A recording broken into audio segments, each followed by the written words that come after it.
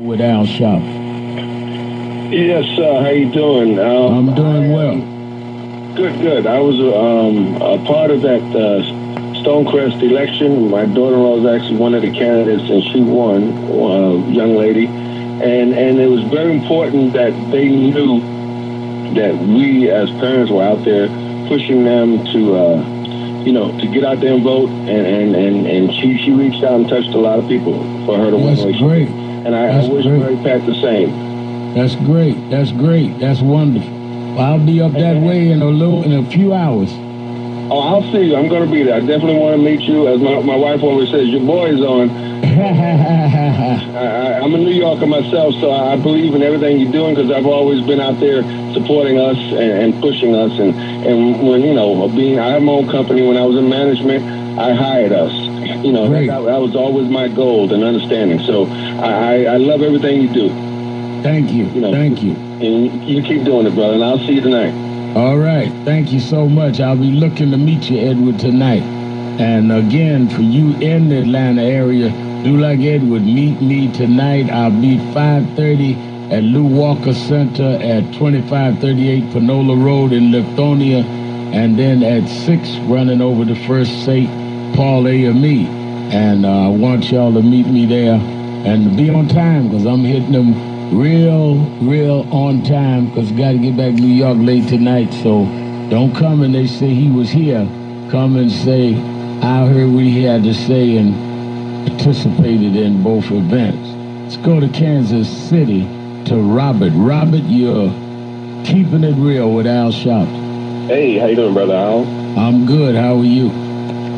Two questions and a comment. The two questions is this. The first question is this.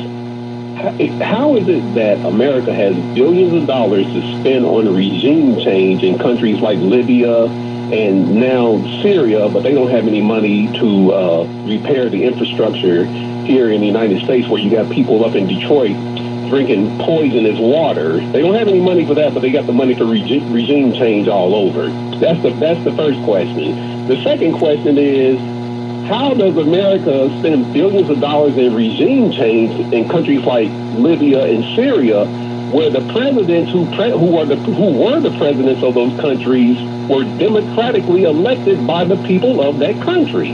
That's the second comment. And here's the last comment, Reverend Al. I believe that chemical attack in Syria was an inside job orchestrated by somebody on this side in order to get Assad to violate the chemical treaty that he made under the Obama administration. Because here's the question. If Russia and Assad have the upper hand in military might over the rebels, why would they resort to violating the chemical treaty that they made under the Obama administration?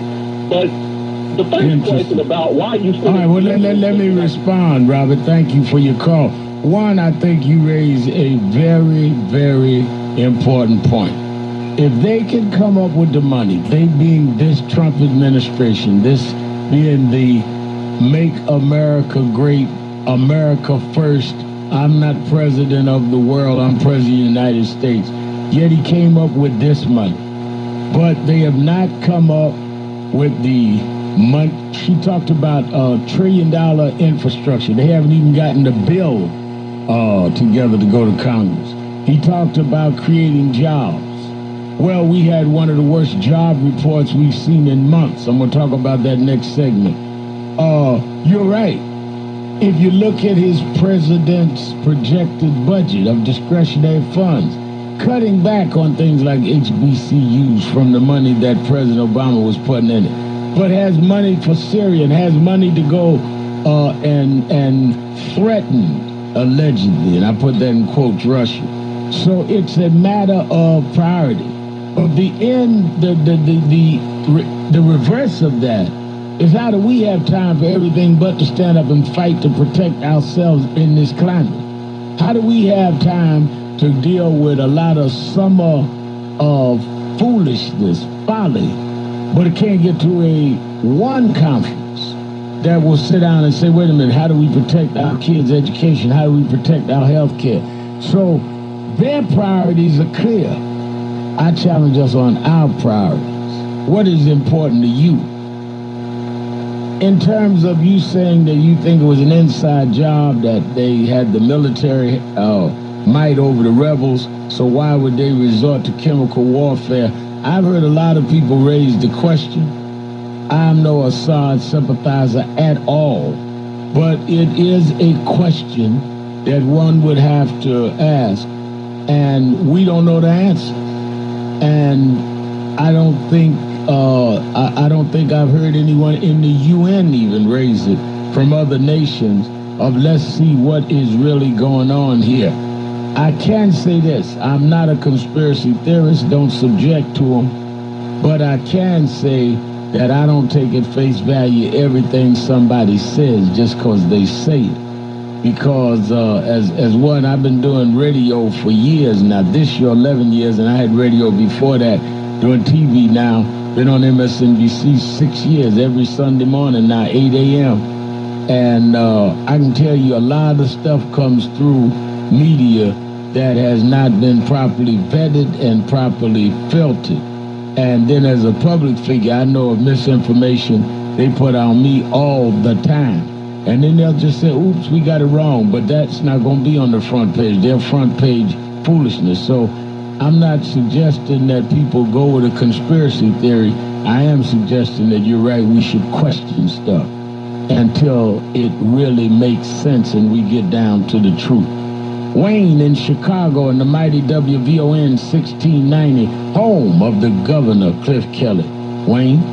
All right, well, Al Sharpton down in the ATL. I'm down here, brother. You're right. I'm here. Yes, sir. Now, I want you to listen closely to me, Raz.